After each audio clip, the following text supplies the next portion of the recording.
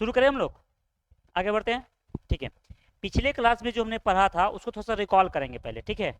बस वैसे देखना है हौले हौले से, और आराम आराम से चलिए, जैसे चल रहे हैं हम लोग वैसे ही चलेंगे। आपको पल्ले पड़ेगा और आपके समझ में चीज़ आएगा।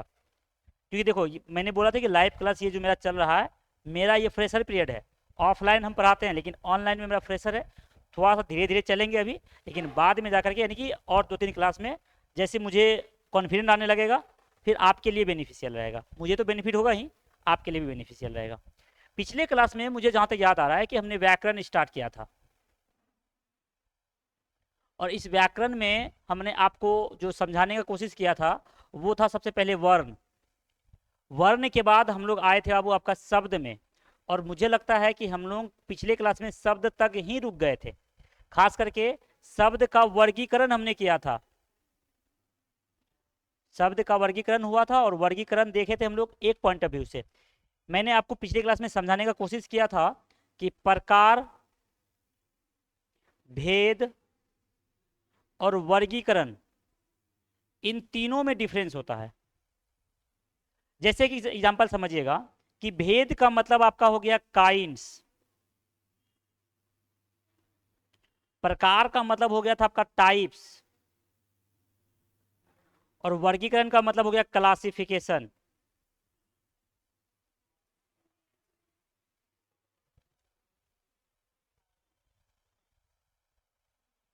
चलिए इधर ध्यान दो। तो हम लोग वर्गीकरण देख रहे थे। वर्गीकरण का सिंपल जो पिछले क्लास में हम लोगों ने देखा था, मतलब ये था कि कोई चीज बेस रखेंगे, और बेस रख करके जब कोई चीज आप अलग अलग करते हैं, डिफरेंस निकालते हैं, उसको क्या बोलते हैं हम लोग आपका वर्गीकरण। तो शब्द का हम लोग वर्गीकरण कर रहे थे। जहां तक मुझे लगता है कि बनावट के दृष्टि से हम लोग पढ़ा था कि बनावट के दृष्टि से शब्द 3 प्रकार के होते हैं। कितने प्रकार के? 3। याद है कौन कौन सा था? रूढ़ शब्द, यौगिक शब्द और योग रूढ़। 3 शब्द थे। कितने थे? 3। क्या क्या आपका? रूढ़ शब्द, यौगिक शब्द, और दूसरा आपका तीसरा क्या था? योग रूढ़। अच्छा बोलिए क्लास में, बराती आए हो आप लोग? नहीं ना? जब बराती नहीं आए हैं तो क्लास में पार्टिसिपेट कीजिए। बोलने के लिए बोल रहे हैं तो बोलिए, है कि नहीं? अभी शर्माने का उम्र नहीं है आपका, है कि नहीं? आवाज नहीं आ रहा है?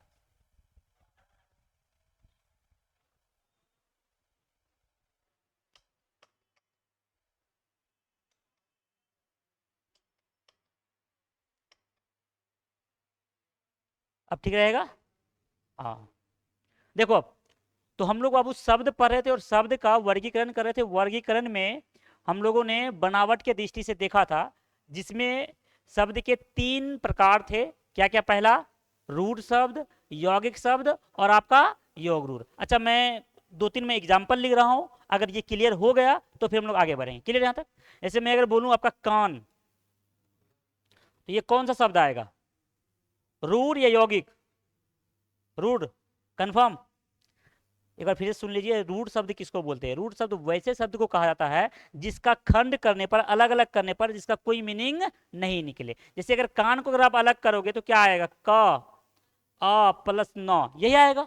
इसका तो कोई मतलब नहीं बनता है, इसका कोई अपने आप में कोई मीनिंग नहीं बन रहा है। अगर दूसरा का एग्जाम्पल लूं आपका नाक, तो नाक भी तो वही शब्द हो गया आपका, जिसको अलग अलग करने पर कोई मतलब नहीं निकलता है। एक शब्द आया था आपका जो 2 अलग अलग शब्दों के मिलके एक नया शब्द बनता है। जैसे मैं अगर एग्जांपल बोल रहा हूं राजमहल, राजमहल, देखिए यहां पर राजमहल में 2 शब्द है, स्पष्ट तौर पे 2 शब्द दिख रहा है आपको। एक शब्द क्या है? राज, और दूसरा शब्द क्या है? राजमहल। क्या इस शब्द को हम लोग क्या बोलेंगे आपका? यौगिक। क्या बोलेंगे? यौगिक। अब तीसरा क्या था कि 2 अलग अलग शब्द से मिलके बनेगा जरूर, या आपका एक कोई ऐसा ही शब्द होगा लेकिन जिसका मीनिंग जो लिखा हुआ है वो ना होकर के कोई तीसरा मीनिंग जाएगा। जैसे एग्जांपल में बोलेंगे हम लोग पंकज। पंकज मतलब किसी का नाम भी हो सकता है, लेकिन वास्तविकता में अगर मीनिंग के आधार पर देखेंगे तो पंकज का मतलब होता है कमल, कमल का फूल। यानी कि लिख रहे हैं पंकज, मीनिंग कहां जा रहा है? कमल के फूल में। तो पंकज क्या शब्द कहलाएगा आपका? योग रूढ़ कहलाएगा। क्या कहलाएगा? योग रूढ़ कहलाएगा। क्लियर यहां तक? तो हम लोग आगे बढ़े। अब नेक्स्ट लिखेंगे बाबू, जैसे हम लोग आपका बनावट की दृष्टि से हो गया था, अब लिखेंगे प्रयोग की दृष्टि से। किसके दृष्टि से आपका? आप लोग भी कॉपी निकालिए और लिखते चलेंगे साथ साथ। टॉपिक बनाएंगे प्रयोग के दृष्टि से। प्रयोग के दृष्टि से या प्रयोग के आधार पर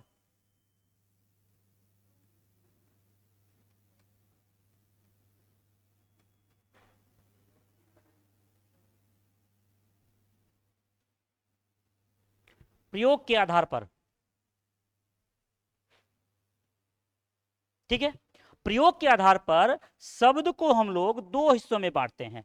याद रखिएगा, शब्द को कितने हिस्से में बांटेंगे हम लोग? दो हिस्सों में बांटेंगे। एक शब्द को बोलते हैं हम लोग विकारी शब्द, विकारी शब्द, विकारी शब्द। बहुत कुछ नया से जाएगा आपकी जिंदगी में, जैसे ये नया आ रहा है, विकारी शब्द और अविकारी शब्द।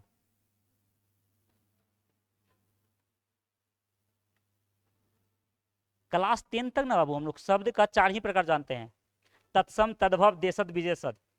और अब दो शब्द हम लोग पढ़ रहे हैं, लास्ट क्लास और इस क्लास में भी पढ़ रहे हैं। अब तक तत्सम तद्भव का कोई बातें नहीं किए हैं, अब करेंगे बात। यानी कि यहाँ से बिहार बोर्ड में 12 क्लास में यहाँ से क्वेश्चन आता है, जो पिछले क्लास में पढ़ा है रूढ़ शब्द, योग रूढ़, वहां से क्वेश्चन आता है। तत्सम, तद्भव, देशद, विशेषद, ये आप ऑलरेडी जानते हैं क्लास 10th में, ये टीचर भी जानता है, बिहार बोर्ड भी जानता है इस बात को, इसलिए आपको वहां से क्वेश्चन जल्दी उठाता नहीं है। देखिए अब विकारी शब्द किसको बोलेंगे वो समझिएगा। विकारी शब्द में जनरली जो प्रयोग होने वाला शब्द है, इसमें याद रखेंगे वचन, लिंग और काल, ये 3 शब्द को याद रखिएगा, वचन, लिंग और काल। तो आप समझिए विकारी शब्द किसको बोलेंगे? वैसे शब्द जो फुल्ली 110% व्याकरण के नियमों के अनुसार से चलता है, यानी कि ये 100% संस्कारी बच्चा है, ये एक रूल एंड रेगुलेशंस को फॉलो करेगा। तो ऐसे शब्द जो व्याकरण के नियमों के अनुसार चलता है और जरूरत पड़ने पर वचन में, लिंग में, काल में परिवर्तन लाता है, वैसे शब्द को क्या बोलेंगे हम लोग? आपका विकारी शब्द। जैसे एक कुत्ता, ठीक है, एक कुत्ता, लेकिन जरूरत पड़ने पर आप एग्जाम्पल में क्या लिखते हैं? कुत्ते। देखिए आपने बोला मैं, आप अकेले हैं मैं, लेकिन अगर आप दो हुए तो हम दोनों। देखिए समझिए बात को, अच्छा आप ज्यादा मत सोचना हम दोनों का मतलब, हम दोनों यानी क्या हो रहा है? मीनिंग सेम ही जा रहा है। यहां पे भी डॉग का बात कर रहा है, यहां पे डॉग का ही बात कर रहा है, लेकिन क्या कर रहा है आपका? वचन में चेंज किया कि नहीं किया? देखिए तो कहीं ना कहीं ऐसे शब्द जिसको हम लोग क्या बोलेंगे? ग्रामर के नियमों के अनुसार चलेगा, और जो जरूरत पड़ने पर वचन और लिंग और काल में अंतर लाएगा, उसको क्या बोलेंगे हम लोग? आपका विकारी शब्द। क्लियर यहां तक? अब दूसरा समझिएगा, अविकारी शब्द क्या? अच्छा मैं बाद में इसका डेफिनेशन में लिख दूंगा। फिर अविकारी शब्द किसको बोलते हैं? ऐसे शब्द जो ग्रामर के किसी भी नियम को नहीं मानता है, जो है वैसा ही रहेगा, जिसके वचन, लिंग, काल में कभी कोई चेंजेस आता ही नहीं है, वैसे शब्द को हम लोग क्या बोलेंगे? आपका अविकारी शब्द। जैसे हे, हे एक आदमी को बोलो, 10 आदमी को बोलो, हे ही बोलते हैं, बोलते हैं हे सब कोई, ऐसे बोलेंगे क्या? हे। अरे, अरे, ये सब शब्द क्या है? जिसको आप लोग बोलते होंगे इंग्लिश में एक्सक्लामेटरी वाला। जितने भी एक्सक्लामेटरी वाले वर्ड होते हैं, इसको हम लोग हिंदी में बोलते हैं विस्मयादक बोधक। ये जितने भी शब्द होते हैं, ये सारे शब्द क्या कहलाते हैं? आपका अभिकारी शब्द, जिनको व्याकरण के किसी भी नियम से कोई मतलब नहीं है। जैसा प्रयोग एक में होगा वैसा प्रयोग ये 10 लाखों में भी होगा, लेकिन प्रयोग वैसा ही होगा, इसमें कोई चेंज नहीं आएगा। क्लियर यहां तक? आगे बढ़े हम लोग, इसका डेफिनेशन लिख ले। नहीं अभी इसको सिर्फ समझना था, मैं आपको बोर्ड में लिखूंगा, आप लोग लिखते चलेंगे साथ में। चल लिखेंगे अब हम लोग विकारी शब्द क्या है। विकारी शब्द लिखेंगे वैसे शब्द जो व्याकरण के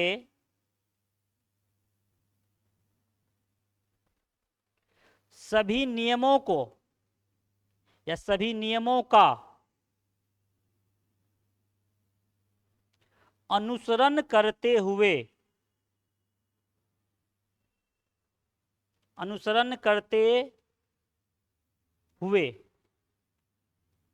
वचन, लिंग तथा काल में परिवर्तन करता है,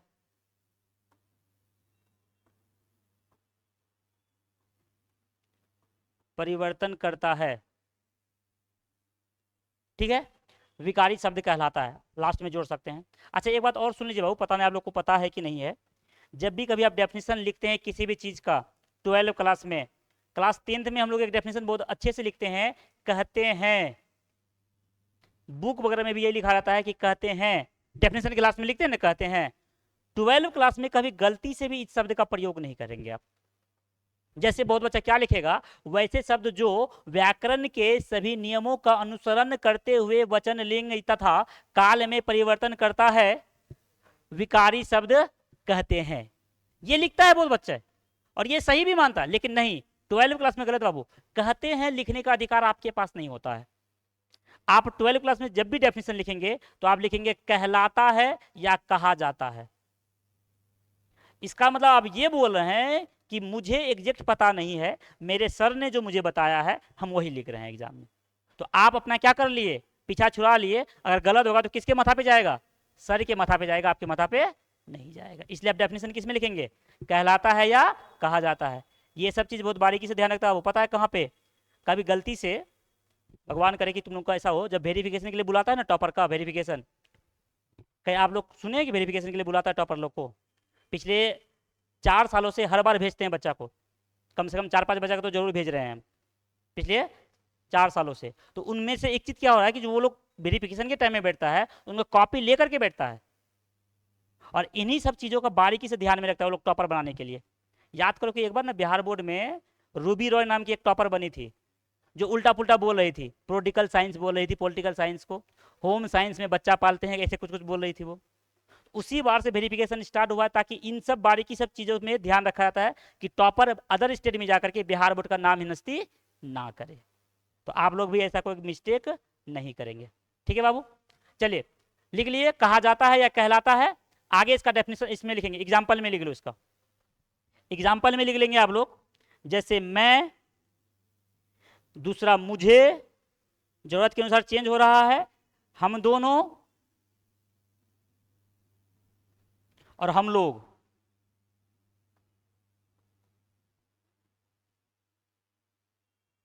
ठीक है, इसको लिखने के बाद इसका ट्रिक लिख लेना, सबसे अच्छा चीज इसका ट्रिक, ट्रिक संज्ञा, सर्वनाम, क्रिया, वचन और काल, इसमें जितने भी शब्द आएंगे वो सारे शब्द क्या कहलाएंगे आपका, विकारी शब्द कहलाएंगे। क्या कहलाएंगे आपका, विकारी शब्द कहलाएंगे।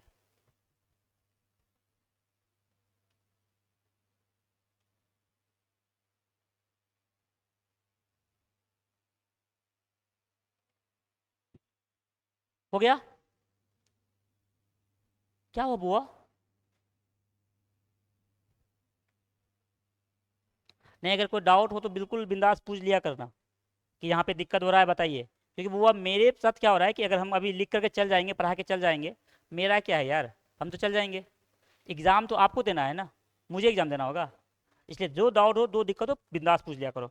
आगे बढ़ते बाबू, अविकारी शब्द लिखिए अब, अविकारी शब्द, अविकारी शब्द। चलो इसका डेफिनेशन बनाएंगे तो क्या आप लोग, क्या हो सकता है इसका डेफिनेशन, बिल्कुल, बस जो डेफिनेशन है एग्जैक्ट उसका, उसी में सिर्फ क्या करेंगे, नियमों का पालन या अनुसरण नहीं करता हो। चलिए खुद से बनाओगे, मैं भी लिख दूं, मैं ही लिख देता हूं। वैसे शब्द जो व्याकरण के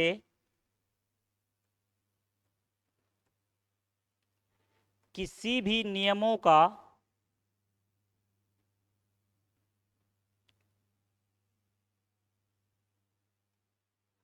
अनुसरण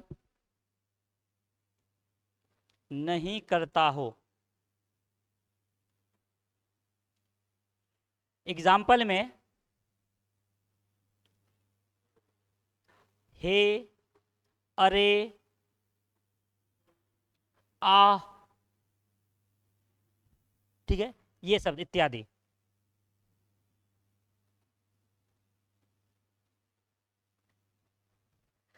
इसके लिए बाबू आप लोग ट्रिक में नोट कर लेंगे,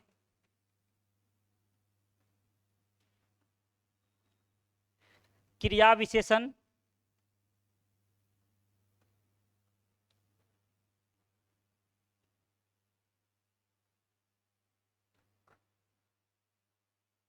विस्मयादक बोधक चिन्ह, इसको इंग्लिश में एक्सक्लामेटरी बोलते हैं, और ये हिंदी में ज़्यादा हाईलाइटेड नहीं है, लेकिन इंग्लिश में ज़्यादा हाईलाइटेड है, एक्स्ट्रा आपका एक्सक्लेमेटरी के नाम से। अरे इस टाइप का नहीं होता है, ये लगाते हैं जो लास्ट में एरो, वही।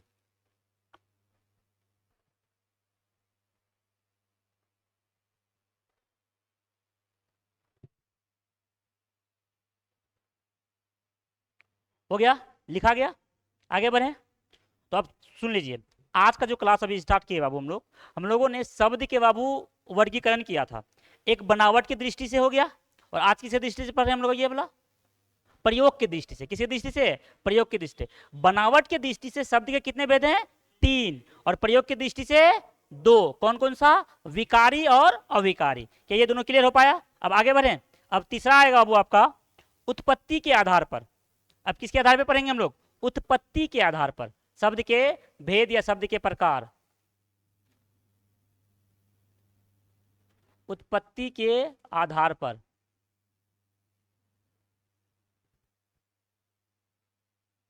अब यहां आप लोग जानते होंगे अच्छे से शब्द के भेद। क्लास 9 10th में आपने पढ़ करके रखा होगा, या जो 11 में पढ़े होंगे वही बच्चे।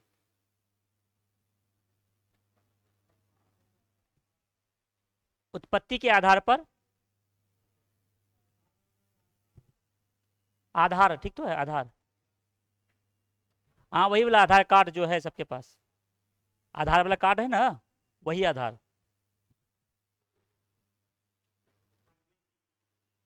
तत्सम,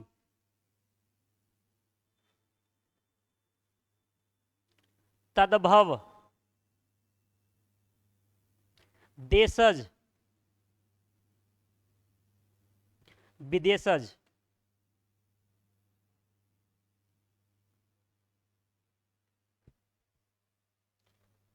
अक्सर जो क्वेश्चन आता है बाबू, याद रखिएगा, क्वेश्चन अक्सर यहां से पूछ लेता है, और हम लोगों को लगता है कि ये शब्द देशज है। जैसे मैं एक शब्द बोलता हूं, आप इसकी पहचान करें तो ये कौन से शब्द में आएगा? काजू।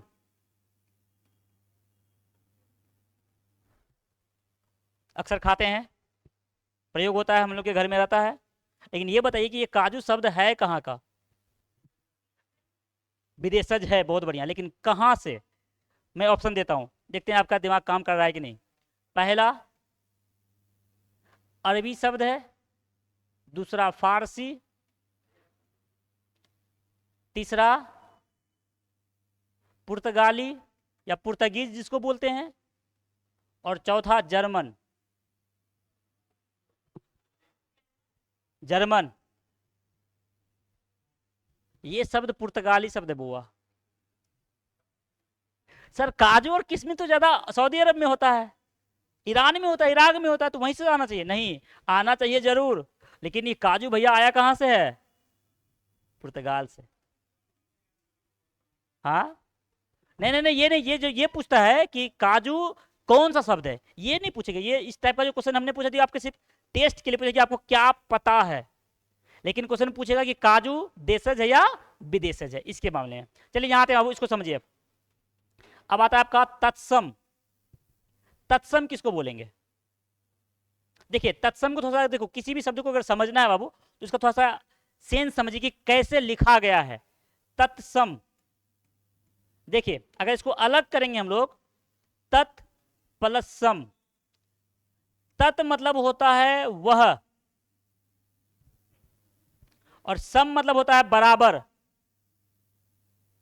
सम मतलब बराबर,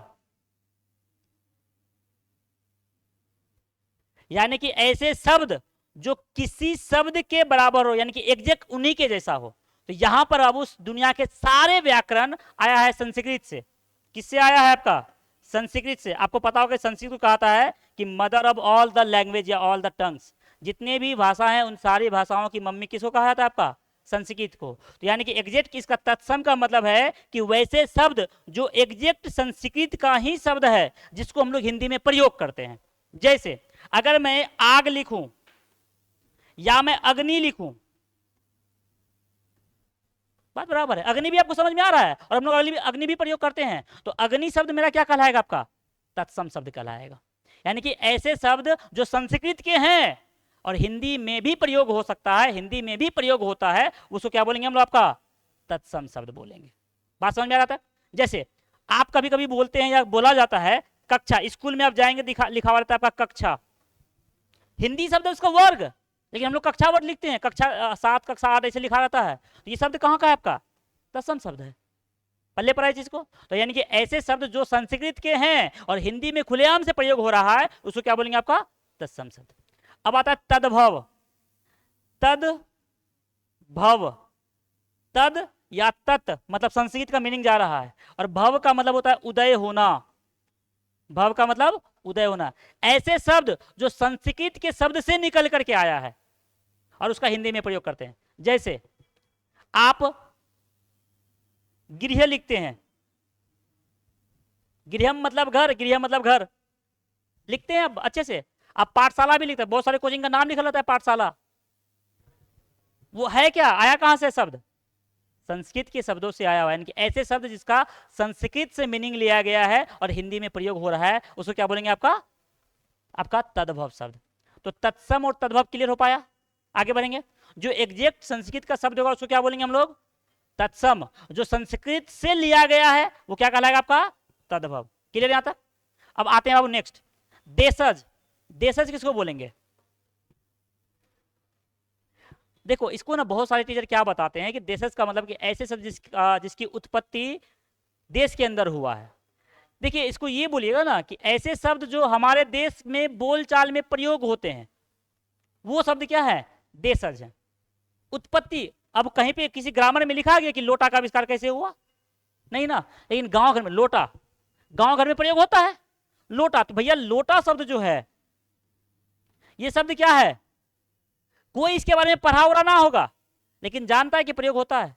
ऐसे आपने सुना होगा, एक बीपीएससी में कुछ दिन पहले क्वेश्चन था मेंस में, मूस मुठैया लोढ़ा हुई है, ना हाथी हुई है ना घोड़ा हुई है। मूस मतलब होता है चूहा, मूस मतलब चूहा, चूहा मोटई है, यानी चूहा कितनों खा पी लेगा, हाथी और घोड़ा कुछ नहीं हो पाएगा। बीपीएससी का मेंस में क्वेश्चन था और इसी एक सेंटेंस में उनको लगभग 800 से लेकर के 1000 शब्दों में निबंध लिखना था। मूस मुठैया लोढ़ा हुई है, ना हाथी हुई है ना घोड़ा हुई है। देखो आपको लग रहा है कि हिंदी वाले शब्द है, नहीं। बिहार में एक जिला नाम है वैशाली, और वैशाली जिला में ये सेंटेंस बोला जाता है। एक शब्द आप और अक्सर सुनते होंगे, अधजल घगरी छलकत जाए। जिसके पास कम, हाँ ये बात सुना हुआ है, जिसके पास कम नॉलेज होता है वो ज्यादा उछलता है। इसका इंग्लिश में भी आप लोग सुन के रखे होंगे कि half knowledge is dangerous to health, ऐसे कुछ लिखा हुआ है। उसी प्रकार से बात कर रहा हूं। ये सब क्या है? जो गांव घर में प्रयोग होने वाला शब्द है, जो देश के अंदर उत्पत्ति हुआ है, देश के किसी भी भाषा में बोला जाता है, उसको क्या बोलेंगे हम लोग? आपका देशज। से लाठी, विदेश में लाठी मिलता है क्या? नहीं, हमारे देश में लाठी मिलता है। तो लाठी शब्द क्या है? आपका देशज शब्द। क्लियर यहां तक?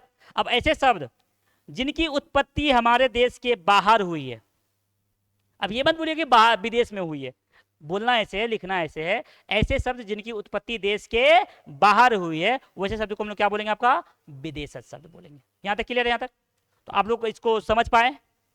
तो हम लोग एक बार सीज आपका, अच्छा इसको लिखेंगे क्या? डेफिनेशन लिखिएगा इसका, लिख लो सही रहेगा। आ जाओ इसमें तत्सम में लिखो, लिखे तो तत्सम में, तत्सम, तत्सम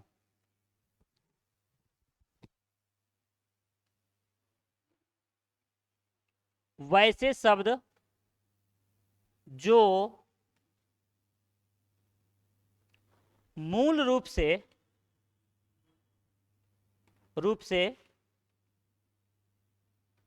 संस्कृत के शब्द हैं, संस्कृत के शब्द हैं, जो बिना परिवर्तन के,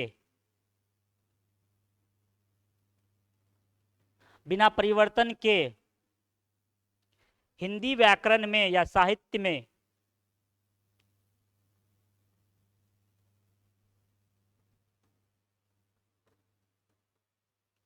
हिंदी व्याकरण में प्रयोग किए जाते हैं।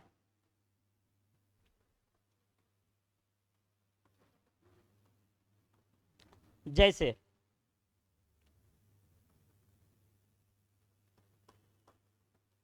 अग्नि, पार्थ, मित्र। अब बहुत ज्ञानी आदमी लोग क्या बोलता है, सर मित्र का तो सखा होता है, क्योंकि क्लास 10th में जब हम लोग ट्रांसलेट करने के लिए सीख रहे थे बिहार बोर्ड में, तो हर जगह हमारे 10th वाले सर हम लोग को सखा ही बताया गया था, जबकि मित्र भी संस्कृत शब्द में ही प्रयोग होता है बाबू। हाँ,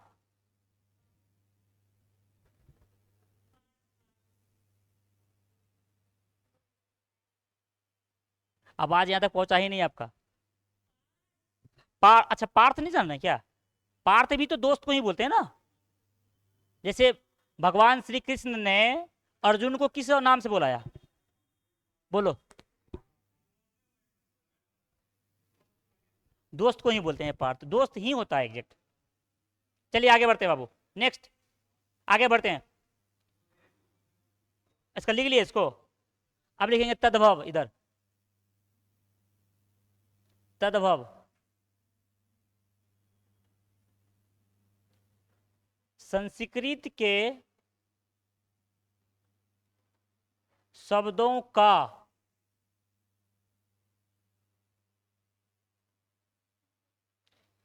हिंदी अर्थ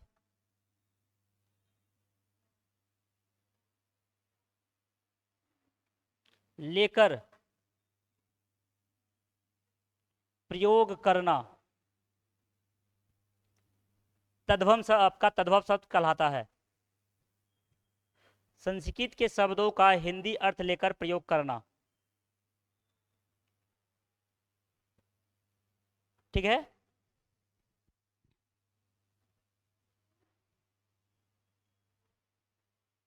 क्या हुआ बुआ बहन, कुछ दिक्कत आपको? हाँ,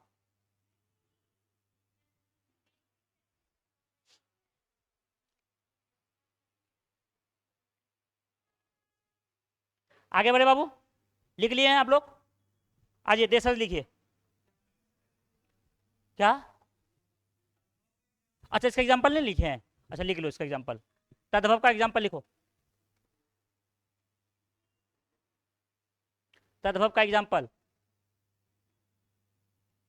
गिर्य मतलब घर, और ये भी बहुत अच्छे से प्रयोग होता है गिर्य, हम लोग प्रयोग करते हैं।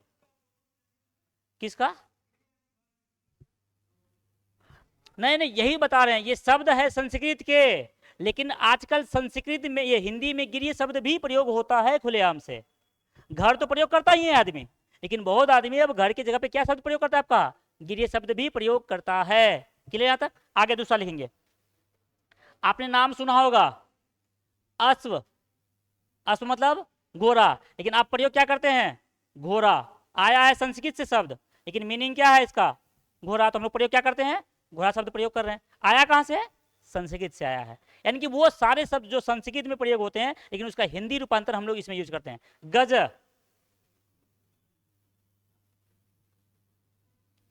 देखो अगर यही अश्व को अगर हम प्रयोग करते डायरेक्ट हिंदी में तो कहलाता आपका क्या, तत्सम। लेकिन इसका हिंदी घोड़ा शब्द प्रयोग करेंगे हम लोग तो क्या कहलाएगा ये, तद्भव। जैसे आपने पढ़ा होगा गज, गज मतलब हाथी, लेकिन इसका हम लोग क्या प्रयोग करेंगे हिंदी में, हाथी प्रयोग करेंगे। अगर ये वाला शब्द प्रयोग कर लिए तो क्या कहलाएगा, तत्सम, और ये वाले शब्द को प्रयोग करेंगे तो तद्भव, यानी कि संस्कृत से निकला हुआ शब्द है ये। क्लियर है अब यहां तक? हाँ, क्लियर नहीं हो पाया? सुनो, तत्सम शब्द क्लियर हो पाया था? तत्सम एग्जैक्ट संस्कृत का ही शब्द, उसमें कोई चेंज किए बिना हम हिंदी में प्रयोग करेंगे। जैसे मैंने क्या बोला, ये शब्द क्या है, संस्कृत के हैं, ये शब्द किसके हैं, संस्कृत के हैं, ये भी हम इसमें कोई चेंज नहीं करेंगे और इन्हीं को हम प्रयोग करेंगे। जैसे मैं ये बोलूंगा कि आज मैं अश्व खरीदने जा रहा हूं, जी कि मुझे बोलना क्या चाहिए था, घोड़ा, मैंने क्या बोला, अश्व। तो यहाँ जो मैंने आज मैं अश्व खरीदने के लिए जा रहा हूं, तो मैंने यहाँ पे अश्व शब्द का प्रयोग करके मैंने किस शब्द का प्रयोग कर लिया, आपका तत्सम का। लेकिन मैं आज क्या बोला हूं, मैं आज घोड़ा खरीदने जा रहा हूं, तो ये अश्व से निकला क्या है, घोड़ा। तो अब यहाँ पे घोड़ा शब्द प्रयोग करना तद्भव। हाँ हाँ, नहीं यही तो प्रॉब्लम है ना। सुनो, इसका मतलब तुम ये बोलना चाह रहे हो कि सर जितने भी शब्द हिंदी के होंगे, तो मैक्सिमम शब्द तो कहाँ के होंगे, संस्कृत के होंगे। हाँ, ये एग्जैक्ट तुम्हारा कहना है, लेकिन सारे शब्द संस्कृत के नहीं होंगे। कुछ शब्द देशज भी होंगे, कुछ विदेशज भी तो होंगे, इसलिए तो उसको अलग अलग किया गया है ना। हाँ, जितने भी शब्द संस्कृत से हैं और उनको लाया गया है, तो वो 110% वो शब्द क्या होगा, आपका तद्भव ही होगा। अब समझ में आ रहा है चीज को। जितने भी शब्द संस्कृत में हैं और वो शब्द अगर लाया गया है उसको हिंदी में, तो वो सारे शब्द क्या है, आपका तद्भव है। अगर संस्कृत का ही प्रयोग हो रहा है तो वो क्या कहलाएगा, आपका तत्सम होगा। अब समझ में आ रहा है, आगे बढ़ेंगे। नेक्स्ट लिखो आप देशज। इस सब में ज्यादा दिमागी मत करो, सिंपल चीज है। संस्कृत के शब्द को प्रयोग करना तत्सम, संस्कृत से निकला हुआ शब्द प्रयोग करना तद्भव। आ जाइए देशज।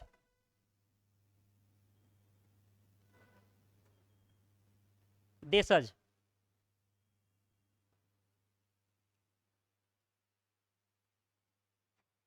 देश के किसी भी भाषा या बोली में प्रयोग होने वाले शब्द, प्रयोग होने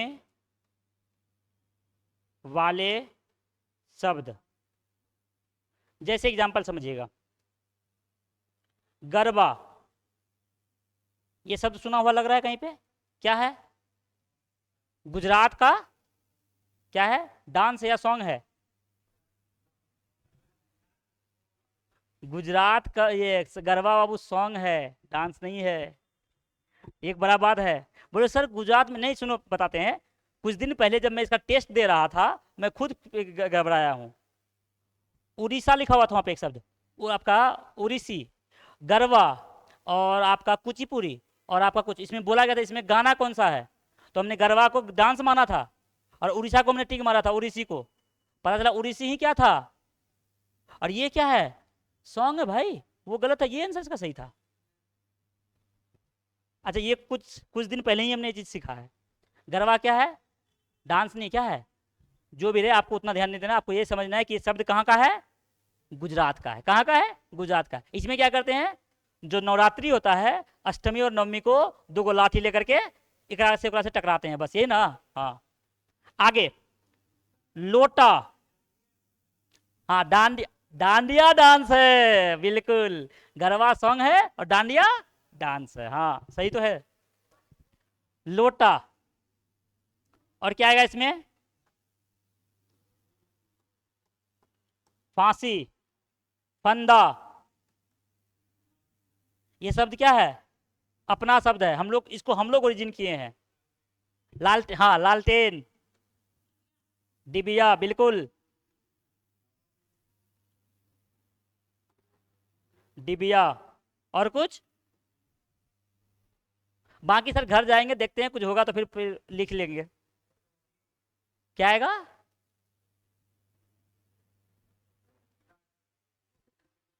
छिपकली।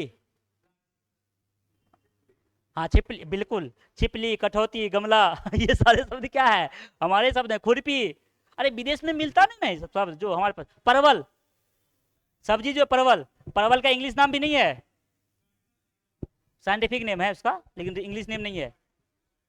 माइक्रोसिनेडियोई का तो इंग्लिश नाम है ना, ये साइंटिफिक नेम है। हाँ चलो ठीक है, अब इसको लिखो, देशज हो गया। आगे लिखेंगे हम लोग। अच्छा एग्जाम्पल लिख लिए इसका। हाँ, अब आ जाएंगे विदेशज में। विदेशज,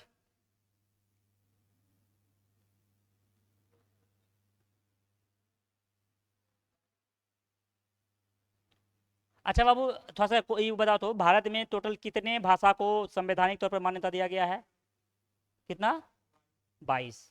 और कौन से अनुसूची में,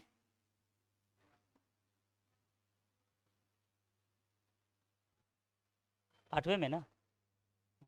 सर इतना दूर हम लोग साइंस के स्टूडेंट है, बोलो आर्ट्स वाले को पता होगा ये। आर्ट्स वाले हैं क्या कोई यहाँ पे?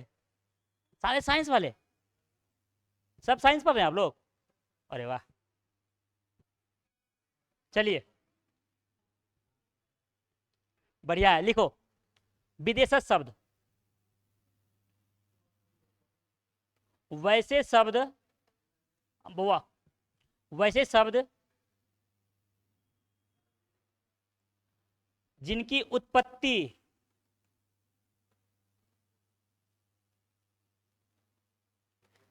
हमारे देश के बाहर बाहर हुई है, परंतु उपयोग में लाया जाता है, लाया जाता है, विदेशज शब्द कहलाता है। जैसे आप में से सारे बच्चे स्कूल जाते हैं, कोई बच्चा पाठशाला नहीं जाते, तुम लोग सब कहाँ जा रहे हो? स्कूल। सारे बच्चे कॉलेज जाओगे, महाविद्यालय कोई नहीं जाओगे। सारे बच्चे यूनिवर्सिटी जाएंगे, विश्वविद्यालय। कभी घर में बोल के देखियो कि मम्मी आज अब 12 कर लिए हैं, अब हम विश्वविद्यालय जाना चाहते हैं, तो मम्मी को लगेगा विश्वविद्यालय का मतलब देश से बाहर जाने का बात कर रहा है। वास्तविकता में यूनिवर्सिटी का मतलब क्या होता है? विश्वविद्यालय। यूनिवर्सिटी ये इंग्लिश शब्द है बाबू, जबकि इसका हिंदी में क्या है आपका? विश्वविद्यालय। तो ये इंग्लिश शब्द ये हमारे क्या कहलाएंगे आपका? विदेशज। जैसे प्रिंसिपल आप बोलते हैं, प्रिंसिपल, बहुत बच्चे को तो पता नहीं होता है कि भैया प्रिंसिपल का हिंदी क्या होता है। हाँ यही तो गड़बड़ा गए, मैं पता था कि गड़बड़ करोगे। हेड मास्टर का मतलब होता है प्रधानाध्यापक, प्रधानाध्यापक।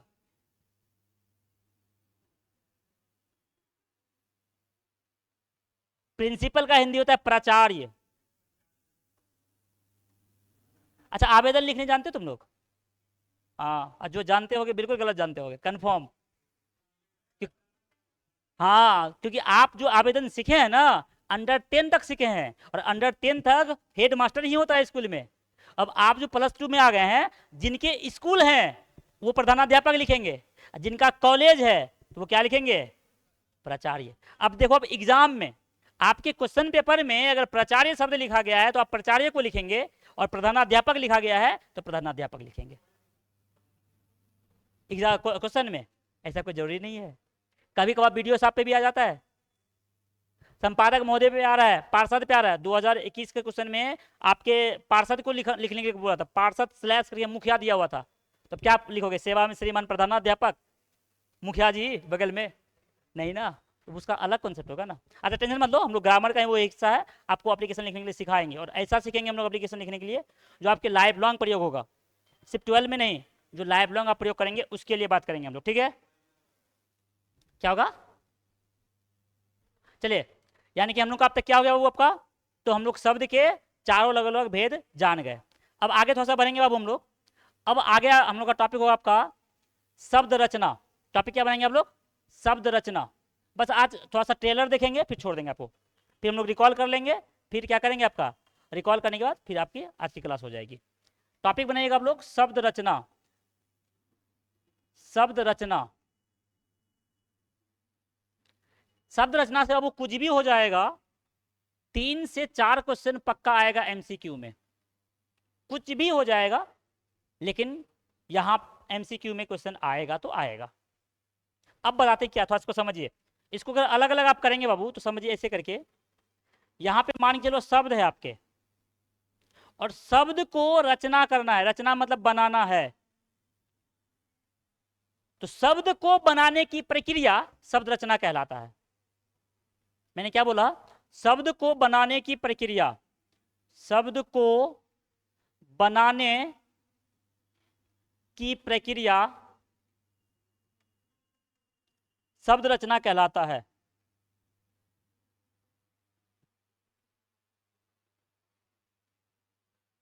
अब सवाल ये आया कि शब्द को हम लोग बनाएंगे कैसे? तो जैसे मान के चलिए एक ऑलरेडी ये शब्द है, अब इस शब्द को एक नया शब्द का रूप देना है, तो मान के लिए ये शब्द है मेरा, इस शब्द को अगर एक नया शब्द का रूप देना है तो या तो इसके आगे हम जोड़ेंगे कुछ, या तो हम इसके पीछे जोड़ेंगे कुछ। बात समझिएगा अब यहाँ पे, जो शब्द आगे जुटेगा, शब्द के आगे अगर जो शब्द जुटता है उसको इंग्लिश में आप लोग बोलते हैं प्रीफिक्स, और हिंदी में क्या बोलेंगे उसको? उपसर्ग। क्या बोलेंगे? उपसर्ग। देखिए दिमाग का दही तो तब होता है ना, क्योंकि आपको सिर्फ पता होता है कि जो शब्द के आगे में लगता है उसको बोलते हैं उपसर्ग। जब आप उपसर्ग पढ़ते हैं तब आपको पता चलता है कि उपसर्ग 3 प्रकार के होते हैं। और एग्जाम में पूछ क्या रहा है कि एक शब्द दे देगा और पूछेगा ये कौन सा उपसर्ग है। ये क्वेश्चन तो सिंपल ही रहेगा ना, जैसे मान के लोग यहाँ पे लिखा गया आपका अविनाश, और आपसे पूछा गया कि अविनाश में कौन सा उपसर्ग है, तो भैया कोई भी बता देगा कौन सा उपसर्ग है आपका, अभी उपसर्ग है। क्योंकि एक शब्द कौन सा, नाश शब्द तो होता है डिस्ट्रॉय, उसके आगे में लगाया अभी। लेकिन ये पूछेगा कि अविनाश में कौन सा उपसर्ग है, और ऑप्शन में अभी देले ही नहीं रहेगा, लिखा हुआ रहेगा उर्दू उपसर्ग, संस्कृत उपसर्ग, हिंदी उपसर्ग, या शब्द रचना उपसर्ग।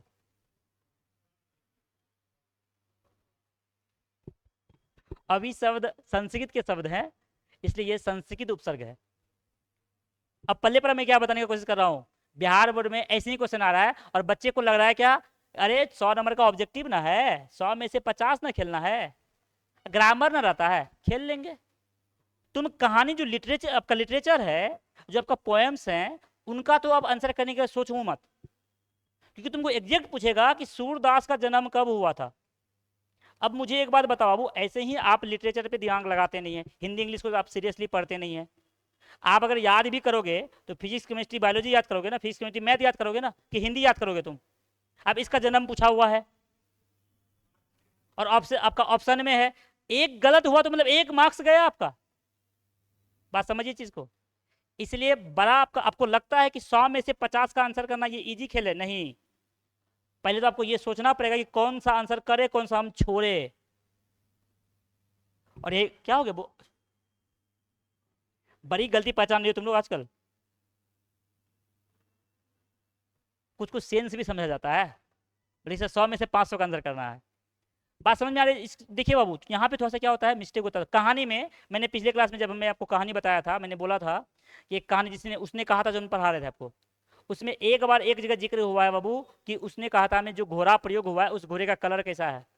एक लाइन लिखा हुआ है पूरे कहानी में, लगभग लगभग 9 पेज का कहानी है, 9 पेज में एक जगह शब्द प्रयोग हुआ कि काले घोड़े से उतरा था हमारे हीरो। और एग्जाम में क्वेश्चन में पूछा हुआ है कि वो हीरो जो है, यानी कि जो लहना सिंह था, वो किस रंग के घोड़े से उतरे थे। बच्चा इतना कैसे ध्यान रखेगा। और एक कहानी आपको सुना है, इसलिए आपको अभी बोले इसलिए याद रख गया ना, 13 कहानी है आपके, 13 कविता है आपके, कहाँ से पूछेगा। और आपको अभी नहीं याद समझ में आ रहा है, एग्जाम का प्रेशर अलग होता है, वहां तो जानते हुए चीज भी आप भूलते हैं। बात समझिए चीज को। इसलिए ग्रामर जो भी आपको खेलना, ऑब्जेक्टिव खेलना पड़ेगा, ग्रामर में ही खेलना पड़ेगा, और इसी में गलती होने के चांसेस कम होंगे। तो बाबू सुनिए, तो शब्द रचना के हम लोग रचना करेंगे तो एक बारीकी से समझिएगा कि किसी भी शब्द को नया शब्द बनाना है, और नया शब्द बनाने के लिए क्या करेंगे हम लोग, शब्द के आगे में कोई शब्द जोड़ेंगे। जैसे एक शब्द है हम लोग का महल, क्या शब्द है, महल। इसके आगे हमने एक शब्द जोड़ दिया वो आपका राज, क्या बन गया, राजमहल। बात समझिएगा, महल का सेंस अलग होता है और राजमहल का सेंस अलग होता है। बात समझिए, यानी कि कहीं ना किसी ना किसी शब्द के आगे, लेकिन वो जो शब्द आप जोड़ेंगे वो एग्जैक्ट शब्द ही होना चाहिए। ऐसा नहीं कि कोई भी शब्द ले लिए उसके आगे कुछ भी जोड़ेंगे वो उपसर्ग कहलाएगा, नहीं। किसी अर्थवान शब्द के आगे अगर कोई शब्द अगर आप जोड़ते हैं तो उपसर्ग कहलाता है, वरना वो उपसर्ग नहीं होगा। जबकि ये सारा रूल आपका प्रत्यय में हट जाता है, सफिक्स में हट जाता है। प्रत्यय कुछ भी हो सकता है, कोई भी हो सकता है, जो किसी के लास्ट में जुड़ करके उसका अर्थ बदलेगा। तो बाबू नेक्स्ट क्लास में हम लोग देखेंगे कि उपसर्ग क्या है, लेकिन उससे पहले आज की क्लास का जो था इसको हम लोग रिकॉल कर लेते हैं कि क्या क्या हमने सीखा। व्याकरण हम लोग स्टार्ट किए हमने, कि जो था पिछले क्लास का हम लोग रिकॉल किए थे बाबू। उसके बाद प्रयोग की दृष्टि से सारे बच्चे चुनो बुआ, कॉपी मत देखना और इसको बोर्ड को भी मत देखो, बस इधर ध्यान दोगे कि आप समझे क्या। प्रयोग की दृष्टि से शब्द कितने प्रकार के थे, कौन कौन सा, विकारी अविकारी। विकारी और अविकारी। क्या विकारी ग्रामर के नियम को फॉलो नहीं करता है? करता है। विकारी ग्रामर के सारे नियम को फॉलो करेगा, अविकारी फॉलो नहीं करेगा। अच्छा, ये फॉलो करने के बाद कितना चीज में चेंजेस लाएगा? 3 चीज मेनली। कौन कौन सा? वचन, लिंग और काल। वचन, लिंग और काल। और मैंने इसमें बोला था वो जनरली कौन कौन से शब्द आते हैं आपका? संज्ञा, सर्वनाम। ये जो शब्द हैं वचन, ये जितने भी ग्रामर के मेन मेन टॉपिक हैं वो सारे किस में आएंगे? आपके विकारी में। अच्छा, अविकारी शब्द किसको बोलेंगे? वैसे शब्द जो ग्रामर के किसी भी नियम को फॉलो नहीं करता है, क्या कहलाएगा? आपका अविकारी। इसका एग्जाम्पल क्या होगा? हे, अरे, ओ, ये सब क्या है? शब्द आपका अविकारी शब्द है। इसके बाद हम लोग किसके आधार पे देखें आपका? इसके बाद हम लोगों ने देखा, हाँ, उत्पत्ति के आधार पर। तो उत्पत्ति के आधार पर शब्द कितने प्रकार के होते हैं आपका? 4। कौन कौन सा? तत्सम, तदभव, देशज, विदेशज। संस्कृत के एग्जैक्ट शब्द का प्रयोग करना, जो शब्द है उसी शब्द का प्रयोग करना, क्या कहलाएगा? तत्सम। और उनका मीनिंग, हिंदी मीनिंग को यूज करना, क्या कहलाएगा? तद्भव। और जो हमारे देश में उत्पत्ति हुआ उसको क्या बोलेंगे? देशज। किसी भी बोली में बोला जाता है उसको क्या बोलेंगे? देशज। और जो दूसरे देशों से लिया गया है वो क्या कहलाएगा? विदेशज। जैसे फारसी के शब्द, अरबी के शब्द लेकर के हम लोग यूज कर रहे हैं, वो क्या कहलाएगा? आपका विदेशज। एक बात और समझिए बाबू, बहुत सारे बच्चे के मन में कंफ्यूजन क्या रहता है कि उर्दू जो है ये उर्दू विदेशज है। उर्दू एक ऐसा भाषा, बहुत सारे आदमी इसको उर्दू को रिलीजियस से जोड़ता है, रिलीजन से जोड़ता है कि Urdu for Islam, Sanskrit for Hindu. ये गलत बात है बाबू। किसी भी लैंग्वेज का कोई धर्म नहीं होता है। अगर यकीन ना हुआ, वो पटना यूनिवर्सिटी में जब आप पढ़ने जाएंगे तो पटना यूनिवर्सिटी में जो उर्दू डिपार्टमेंट है, उर्दू डिपार्टमेंट के जो एचओडी हैं वो मिश्रा जी हैं। उर्दू डिपार्टमेंट के एसओजी, जो एचओजी हैं, यानी कि हेड ऑफ डिपार्टमेंट जो है वो मिश्रा जी हैं, पटना कॉलेज का। और मैंने इसे बहुत सारे दोस्तों को देखा है, जो मेरा दोस्त मुस्लिम है और संस्कृत पढ़ाता क्लास 10th में। तो यानी कि कोई भी भाषा का संबंध किसी भी धर्म से नहीं होता है। अरे उर्दू क्या है? तो ये 1784-85 में जो आपका क्या था, संस्कृत हिंदी को मिलाकर के हैदराबाद में बनाया गया था। तो ये हमारे ही देश का भाषा है ना, तो इसको किसी धर्म से जोड़ना मत कभी भी। क्योंकि बहुत सारे बच्चे के माइंड में कन्फ्यूजन रहता है कि उर्दू तो ये तो मुस्लिम पढ़ता है, तो ये मुस्लिम का लैंग्वेज हो गया। नहीं, ये सब गलत बात है। ठीक है बाबू? तो कितने शब्द हो गए? 4। तत्सम, तद्भव, देशज और विदेशज। शब्द रचना कर रहे थे बाबू। शब्द रचना के लिए हम लोग 2 शब्द का प्रयोग करेंगे। किसका? एक उपसर्ग और दूसरा प्रत्यय। तो अगले क्लास में हम लोग क्या करेंगे बाबू? उपसर्ग और प्रत्यय करेंगे। लेकिन अभी थोड़ा सा रोकेंगे इसको, शब्द रचना को। पहले हम लोग कहाँ जाएंगे? अब पोएट्री सेक्शन या आपका कहानी सेक्शन, स्टोरी सेक्शन में, वहां से एक एक उठाएंगे, तब फिर हम लोग आगे बढ़ेंगे। नहीं तो पता चले ग्रामर ज्यादा आगे निकल जाएगा और वो लोग पीछे छूट जाएगा। सही चीज नहीं। क्या? सेम मंडे को ही। देखो बाबू क्या होता है,